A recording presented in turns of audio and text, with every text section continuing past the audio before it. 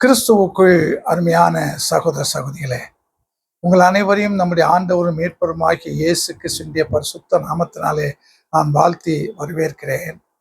இன்றைக்கு மௌனத்தின் மகத்துவம், the significance of the silence, இந்த தலைப்பிலே நான் ஒரு செய்தியை கொடுக்க விரும்புகிறேன். அதை 3 தலைப்புகளிலே நான் கொடுக்கிறேன். முதல் தலைப்பு மௌனம் கண்ட அதிசயம், the wonder found in the silence. இரண்டாவது தலைப்பு மௌனம் தந்த ஆனந்தம், the joy gained from the silence. மூன்றாவது தலைப்பு மௌனம் பெற்ற ஆசீர்வாதம், the blessing received in silence, in the silence. இந்த 3 தலைப்புகள், மௌனம் கண்ட அதிசயம், மௌனம் தந்த ஆனந்தம், மௌனம் பெற்ற ஆசீர்வாதம். முதல் தலைப்பாக நான் சொன்னேன் மௌனம் கண்ட அதிசயம். அன்பான சகோதர சகோதரிகளே, வேத புத்தகத்தை நான் படிக்கும்போது இந்த மௌனத்தை கடைபிடித்தவர்கள் ஏராளம் உண்டு. ஆனால் இன்றைக்கு நான் 3 தலைப்புகளை கொடுத்தேன். இந்த 3 தலைப்புகளிலே 3 பேரை மட்டும் உங்களோடு பகிர்ந்து கொள்கிறேன். நீங்கள் வேத புத்தகத்தை படிக்கும்போது மௌனமாய் இருந்து அதனாலே நன்மை பெற்றவர்களை சேர்த்து கொள்ளும்படியாக அன்போடு கேட்டுக்கொள்கிறேன். மௌனம் கண்ட அதிசயம், the wonder found in the silence. நாம் அப்போஸ்தலர் புத்தகத்தில் 16ஆம் அதிகாரம் 16ஆம் வசனத்திலிருந்து 33ஆம் வசனம் வரைக்கும் படித்தால் அங்கே பவுலும் சீலாவையும் பற்றி படிக்கின்றோம். பவுலும் சீலாவும் கர்த்தருடைய ஊழியத்தை செய்தவர்கள். அப்படி செய்யும் போது குறி சொல்லுகிறவருடைய ஒருவருடைய வாழ்க்கையில இருந்த அந்த தீமையான நிலையை மாற்றி அவருக்கு சுகத்தை கொடுத்தார்கள்.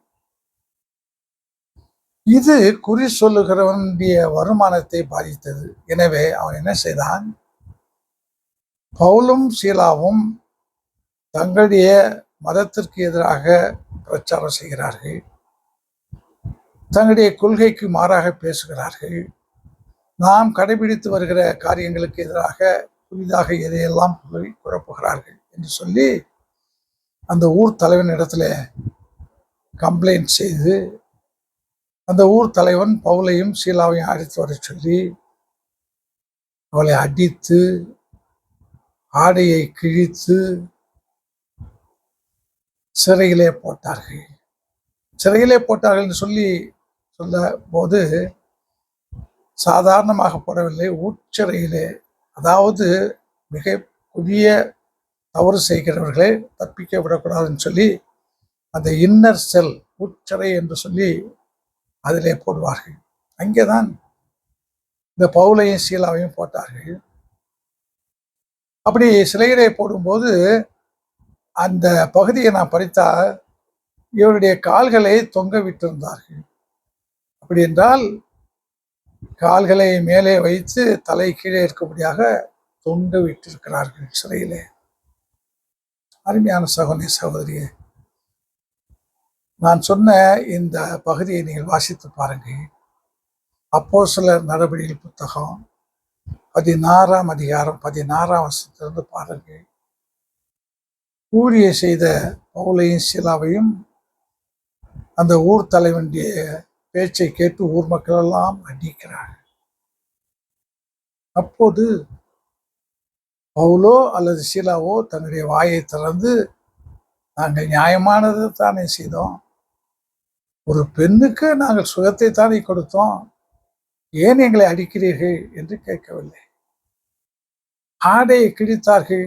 ஆடையை கிழிக்கும் போதும் பவுலும் சீலாவும் நாங்கள் நன்மையை செய்தோம், நன்மை செய்ததற்கு ஏன் ஆடையை கிழிக்கிறீர்கள் சொல்லி எந்த விவாதமும் செய்யவில்லை.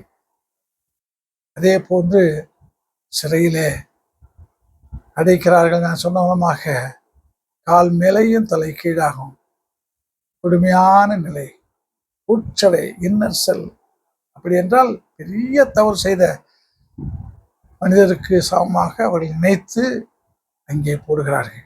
அங்கேயும் கூட பவுலோ சீலாவோ ஒரு தவறும் செய்யவில்லையே, எங்களை சிறையிலே நீங்கள் போடக்கூடாது, சரி சிறையிலே போடுகிறீர்களா, அதை உட்சிறையிலே கொண்டு போய் போடுகிறீர்களே, அவ்வளவு தவறா நாங்கள் செய்து விட்டோம். ஒரு வார்த்தை, ஒரு முறுமுறுப்பு எதுவுமே இல்லை. மௌனம், மௌனம், மௌனம். அப்படி மௌனத்தோடு இருந்தவர்கள் ராத்திரியில் என்ன செய்கிறார்கள்? ஆண்டவரை துதித்து பாடி ஆண்டவரோடு ஜெபிக்கிறார்கள். அதை எல்லாரும் கேட்டார்கள் என்று சொல்லி அங்கே படிக்கின்றோம். அங்கேயும் கூட எந்த மனிதனிடத்திலேயும் எதையும் பேசவில்லை. ஆண்டவரிடத்திலே மட்டும்தான், ஆண்டவரை பற்றி மட்டும்தான் பாடினார்கள். அருமையான சகோதர சகோதரியே, அப்படி மௌனத்தை காத்த அவர்கள் அதிசயத்தை கண்டார்கள். சிறைச்சாலையின்றிய அந்த சுவர்கள் எல்லாம் அசைகின்றன. மிக வலுவான இரும்பால் செய்யப்பட்டிருந்த சிறைச்சாலையின்றிய கதவுகள் அசைந்தன. சிறை கைதிகள் கட்டப்பட்டிருந்த அந்த இரும்பு சங்கிலிகள் எல்லாம் உடைந்தன. சிறைச்சாலையே அசைந்தது. அதிசயம். சிறைச்சாலை தலைவன் நினைத்தான் எல்லாரும் கதவு திறந்திருக்கிறதுனாலே ஓடி போயிருப்பார்கள் சொல்லி நினைத்தான். ஆனால் யாரும் ஓடவில்லை. பவுல் சொல்கிறார், நாங்கள் யாரும் ஓடவில்லை, எல்லாரும் இங்கேதான் இருக்கிறோம். நாம் தொடர்ந்து படிப்போம் என்றால் சிறைச்சாலை தலைவனுக்கு பெரிய ஆச்சரியம்.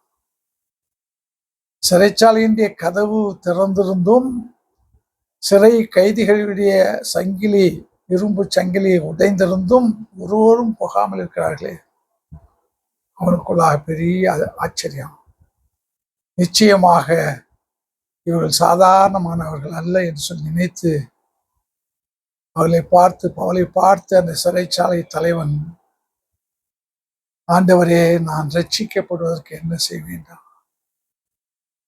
அப்பொழுது பவுல் சொல்கிறார், ஆண்டவராகிய இயேசு கிறிஸ்து விசுவாசி, அப்பொழுது நீயும் உன் வீட்டாரும் ரட்சிக்கப்படுவீர்கள் சொன்னார். அந்த சிறைச்சாலை தலைவன் சிறையிலே இருந்த கைதிகளாகிய பவுலையும் சீலாவையும் தன்னுடைய வீட்டுக்கு அழைத்து அவருடைய காயங்களுக்கு எண்ணெய் பூசி அவளுக்கு விருந்து படைத்தார் என்று சொல்லி நான் பார்க்கிறேன். அருமையான சகோதரனே, அமைதி, அதிசயத்தை கண்டது. நியாயமாக சிறைச்சாலை தலைவன் சிறை கைதிகளை அடிக்கலாம், சிறை கைதிகளை விடுவிக்காமல் இருக்கலாம், சிறை கைதிகளை தங்களுடைய இல்லங்களுக்கு அழைத்து போய் உணவு கொடுக்க வேண்டிய அவசியம் இல்லை. அவருடைய உடலில் எப்படிப்பட்ட காயம் இருந்தாலும் அதை பற்றி கவலைப்பட வேண்டிய அவசியம் இல்லை. ஆனால் இங்க நடக்கிற அந்த அதிசயம், பவுலும் சீலாவும் இருந்த அந்த மௌனம், அவர்கள் காத்த அந்த மௌனம் அவர்கள் அதிசயத்தை காணும்படியாக அந்த மௌனம் அவர்களுக்கு உதவி செய்தது. மௌனம் கண்ட அதிசயம். The wonder found in the silence. இரண்டாவதாக நான் சொன்னேன், மௌனம் தந்த ஆனந்தம். நாம் 1 சாமுவேல் புத்தகத்திலே 1ஆம் அதிகாரத்தை படிப்போம் என்றால், எல்கானா என்பவர் இருக்கிறார். அவருக்கு மூத்த மனைவி ஆகிய அன்னாள். அவருக்கும் குழந்தை இல்லை. எனவே நான் நினைக்கிறேன் அன்னாளுடைய ஒப்புதலின் பேரிலேயே எல்கானா பெனினால் என்ற ஒரு பெண்ணை தன்னுடைய 2வது மனைவியாக அவர் திருமணம் செய்தார். அவருக்கு பிள்ளைகள் இருந்தார்கள். பிள்ளைகள் பெற்ற அந்த பெனினால் அன்னாளுக்கு சாதகமாய் இல்லாமல் அன்னாளை மனமடிவாக்கினாள், விசனப்படுத்தினாள். இந்த அதிகாரத்தின் 6ஆம் 7ஆம் வசனத்தை நாம் பார்ப்போம் என்றால், கொடுமை, இந்த பெனினாளுடைய கொடுமையை பொறுக்க முடியாமல் அன்னாள் சாப்பிடாமல் அழுது கொண்டிருந்தாள். அருமையான சகோதரி சகோதரியே, ஒரு குடும்பத்திற்குள்ளாக நடக்கிற ஒரு நிகழ்வு. இந்த குடும்பத்திலே 3 பேர் இருக்கிறார்கள். எல்கானா கணவர், அன்னாள், பெனினால், 3 பேர் தான். சின்ன குடும்பம். அந்த சின்ன குடும்பத்துல சமாதானம் இல்லை. பெனினால் பேசினால் என்று சொன்னால் ஏதோ ஒரு முறை பேசிவிட்டு அப்படியாக நிறுத்துவதில்லை. அன்னாள் இப்படி போகும்போது ஒரு பேச்சு பேசுவாள், அப்படி போகும்போது ஒரு பேச்சை பேசுவாள். அன்னாளை பார்க்கும் போதெல்லாம் பெனினால் தரக்குறைவாக, தாழ்வாக, மலடி என்ற அந்த கேவலமான வார்த்தையினாலே பேசுவார். இங்க நான் சொல்ல விரும்புவது என்னவென்றால், ஒரு குடும்பத்துக்குள்ளே 3 பேர் இருக்கும்போது இந்த சம்பவம் நடக்கிறது.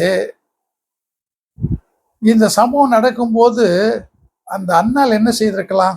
தன்னுடைய கணவனாகிய எல்கானாவினிடத்துல, பெனினால், என்னுடைய ஒப்புதல் பேர் தானே நீங்கள் அந்த பெண்ணை கல்யாணம் செய்தீர்கள், அவளுக்கு பிள்ளை இருக்கிறது என்பதற்காக என்னை இவ்வளவு கேவலப்படுத்துகிறான்னு சொல்லி ஒரு கம்ப்ளைண்ட் பண்ணியிருக்கலாம்.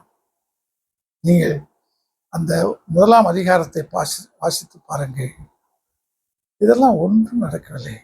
அன்னாள் மௌனமாயிருக்கிறார். பெனினால் பேசும் போதும், பெனினால் ஏசும் போதும், பெனினால் மனமடிவாக்கும் போதும், பெனினால் விசனப்படுத்தும் போதும் அன்னாள் மௌனமாக இருக்கிறார். எல்கானா கூட ஒரு சமயத்துல தன்னுடைய மனைவியாகிய அன்னாளை பார்த்து, அன்னாளே ஏன் அழுகிறாய், ஏன் சாப்பிடாமல் இருக்கிறாய், நான் இருக்கிறேன், நான் 10 குமாரர்களுக்கு சமமானவன் அல்லவா சொன்னார். ஆனா அதற்கு கூட அன்னாள் பதில் சொன்னார் என்று சொல்லி நான் படிப்பதில்லை. அமைதி, அமைதி. இந்த சின்ன குடும்பத்தில இருந்த அந்த சஞ்சலத்திலே, வேதனையில அன்னாள் செய்த அந்த அருமையான காரியம், மௌனமாயிருந்தார். நாம் பிரசங்கின் புத்தகத்துல 3ஆம் அதிகாரம் 7ஆம் வசனத்தை பார்க்கும்போது, மௌனமாயிருக்க ஒரு காலம் உண்டு. பேச ஒரு காலம் இருக்கிறது, ஆனால் மௌனமாயிருக்க ஒரு காலம் உண்டு. அன்னாள் மௌனமாயிருந்தார். நம்முடைய ஆண்டவர் இயேசு கிறிஸ்துவின் அந்த பாடுகளை பற்றி நாம் படிக்கும்போது, பிரதான ஆசாரியன் ஆண்டவர் இயேசுவை பற்றி கேட்கும்போது இயேசு பேசாமல் இருந்தார் என்று படிக்கிறோம். அமைதி. அருமையான சகோதரிய சகோதரியே, அன்னாள் அமைதியாய் இருந்தார். அந்த அமைதி வீணாய் போகவில்லை. ஆலயத்துக்கு சென்று கண்ணீரோடு ஜெபிக்கிறார். 1 சாமுவேல் 1ஆம் அதிகாரம் 10ஆம் வசனம். 12ஆம் வசனத்தை பார்த்தா நீண்ட நேரம் ஜெபிக்கிறார். ஆனால் அந்த பகுதியை நான் படிப்போம் என்றால், அன்னாளுடைய உதடு அசைந்ததே தவிர அவருடைய வாயிலிருந்து ஒரு சத்தமும் வரவில்லை.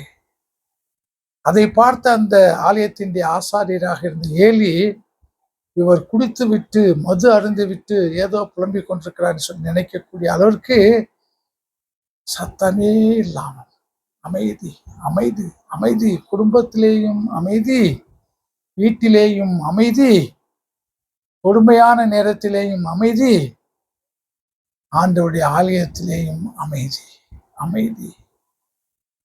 அன்னாள் அமைதியாக இருந்தார். அப்படி அமைதியாக இருந்த அன்னாளை கர்த்தர் கைவிடவில்லை. நான் தலைப்பாக சொன்னேன், மௌனம் தந்த ஆனந்தம். அன்னாள் மௌனமாக இருந்ததினால 1 சாமுவேல் புத்தகம் 1ஆம் அதிகாரம் 20ஆம் வசனத்தை பார்ப்போம் என்றால், கடவுள் அன்னாளுக்கு ஒரு ஆண் குழந்தையை கொடுத்தார். அன்பான சகோதர சகோதரிகளே, எத்தனை ஆண்டுகளாக பிள்ளை இல்லாமல் இருந்தார் என்று சொல்லி தெரியாது. எத்தனை ஆண்டுகளாக குடும்பத்திலேயும் ஊர் மக்களிடத்திலேயும் மலடி என்ற பட்டத்தை பெற்ற அவரா இருந்தார் என்று தெரியாது. ஆனால் எல்லாருடைய வாயையும் அடைக்கத்தக்கதாக கடவுள் அமைதியாயிருந்த அந்த அன்னாளுக்கு ஒரு பெரிய ஆசீர்வாதம், ஆண் குழந்தை. நான் கர்த்தரிடத்திலிருந்து பெற்றேன் என்று அவருக்கு சாமுவேல் என்று பெயரிட்டார். மௌனம் தந்த அமைதி. The joy gained by the silence. மூன்றாவதாக நான் சொன்னேன், மௌனம் பெற்ற ஆசீர்வாதம்.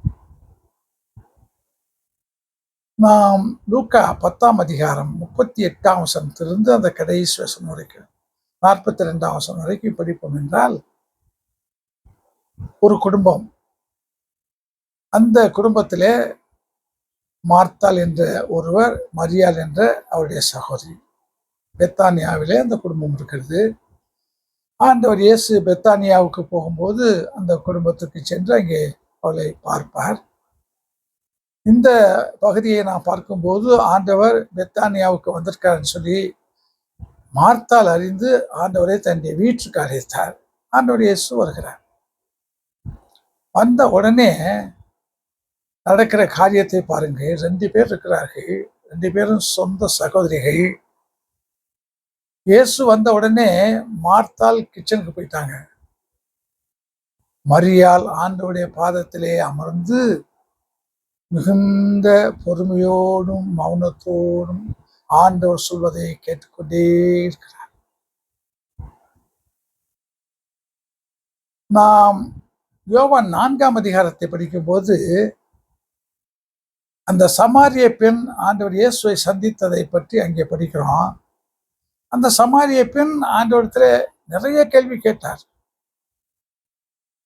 இங்கே மரியாள் ஆண்டவருடைய பாதத்திலே அமர்ந்து ஆண்டவர் சொல்வதை கேட்கிறார். இடையிலே ஏதாவது தனக்கு ஏற்பட்ட சந்தேகத்தை, தனக்கு புரியாததை, இது என்ன என்று ஆண்டவரிடத்துல எதுவும் கேட்கவில்லை. பொறுமை பொறுமை பொறுமை, அமைதி அமைதி. அப்படி உட்கார்ந்து கேட்டுக்கொண்டிருக்கும் போது அவருடைய சகோதரி மார்த்தாள் ஆண்டவர் இயேசு இடத்துல வந்து, ஆண்டவரே, அவற்றை நான் தனியாய் செய்கிறேன், என்னுடைய சகோதரியை அனுப்பி வைக்கக்கூடாதா? இங்கே மார்த்தாள் ஆண்டவரையும் குறையாக பேசுகிறார், தன்னுடைய சொந்த சகோதரியாகிய மரியாளையும் குறையாக பேசுகிறார். அப்படிப்பட்ட நேரத்திலேயும் நீங்கள் பாருங்க, அந்த பகுதியை மரியாள் தன்னுடைய சகோதரியாகிய மார்த்தாளை பார்த்து, நான் ஆண்டவருடைய வார்த்தையை கேட்கிறேன், ஏன் என்னை தொந்தரவு செய்கிறாய், ஏன் என்னை குற்றப்படுத்தி பேசுகிறாய், ஏன் ஆண்டவரை பற்றி அப்படி பேசுகிறாய்? ஒன்றும் பேசவில்லை. அமைதி அமைதி. இந்த முழு பகுதியிலேயும் மரியாள் மிகுந்த அமைதியோடு இருக்கிறார். அப்படி இருந்த அந்த அமைதிக்கு, அப்படி அமைதி காத்த அந்த மரியாளுக்கு ஆண்டவர் கொடுக்கிற ஆசீர்வாதத்தை பாருங்கள். மரியாள் தன்னை விட்டு எடுபடாத நல்ல பங்கை தெரிந்து கொண்டார். மேரி has chosen the good parts which cannot be taken away. அருமையான சகோதரி சகோதரியே, மௌனம் அதற்கு ஒரு பரிசு எப்போதும் இருக்கும். அமைதியா இருப்பதனால நாம் கெட்டு போகவே மாட்டோம். அமைதி ஆண்டவர் விரும்புகின்ற ஒரு குணம் என்று கூட நான் சொல்வேன். ஏனென்றால் நான் இப்பொழுது 3 பேரை பற்றி சொன்னேன். அந்த 3 பேரும் அந்த மௌனமாய் இருந்ததினாலே தான் அதிசயத்தை கண்டார்கள், ஆனந்தத்தை பெற்றார்கள், ஆசீர்வாதத்தை பெற்றார்கள். எனவே இன்றைய செய்தி நமக்கு சொல்லிக் கொடுக்கிற ஒரு பாடம், வாழ்க்கையில அமைதியா இருக்க பார்ப்போம். அவர் பேசுகிறார் என்பதற்காக நான் பேச வேண்டிய அவசியம் இல்லை. பேச்சுக்கு பேச்சு பேசி அது விவாதமாகி சண்டையாகி அது நமக்கு இருக்கக்கூடிய அந்த உறவை முறித்துவிடும். நீங்கள் அமைதியா இருந்து பாருங்கள். அமைதிதான் பல பிரச்சனைகளுக்கு விடை. பேசும்போது பிரச்சனைகளுக்கு விடை கிடைக்காது. பிரச்சனையாகிவிடும், பெரிய பிரச்சனையாகிவிடும். ஆனால் பிரச்சனை இருக்கும்போது அமைதியா இருந்து பாருங்கள், அந்த பிரச்சனை ஒரு முடிவுக்கு வரும். அமைதியா இருந்த நீங்களும் நானும் மக்களால் நினைக்கப்படுவோம், மதிக்கப்படுவோம், புகழப்படுவோம். அமைதியா இருந்த நமக்கு ஆண்டோடைய ஆசீர்வாதம் கிடைக்கும். எனவே இந்த நாளின் சிந்தனையின்படி இந்த மீதியான வாழ்க்கையில முடிந்த மட்டும் அமைதியா இருக்க பார்ப்போம். என்று ஆண்டவர் அதை பார்க்கிறார். நம்முடைய வாழ்க்கையை பார்க்கிறார். நம்முடைய வாயின் வார்த்தைகளை பார்க்கிறார். நாம் எப்படியாக செயல்படுகிறோம் என்பதை ஆண்டவர் பார்த்து கொண்டே இருக்கிறார். இஸ்ரவேலை காக்கிற தேவன் உறங்குவதும் இல்லை, தூங்குவதும் இல்லை. உறங்காத கண்ணன் ஆண்டவர் பார்த்து கொண்டே இருக்கிறார். அமைதியா இருப்பதையும் பார்க்கிறார். அமைதிக்கு ஒரு பரிசாக, யாரும் கொடுக்க முடியாத உயர்ந்த பரிசாக நமக்கு கொடுக்கிறார். நம்மை அதிசயத்தை காண வைக்கிறார். நாம் ஆனந்தப்பட நமக்கு உதவி செய்கிறார். நாம் ஆசீர்வாதத்தை பெற்று மகிழ ஆண்டவர் நமக்கு உதவி செய்கிறார். அமைதி காப்போம். ஆண்டவர் நம்மை ஆசீர்வதிப்பாராக. ஆமென்.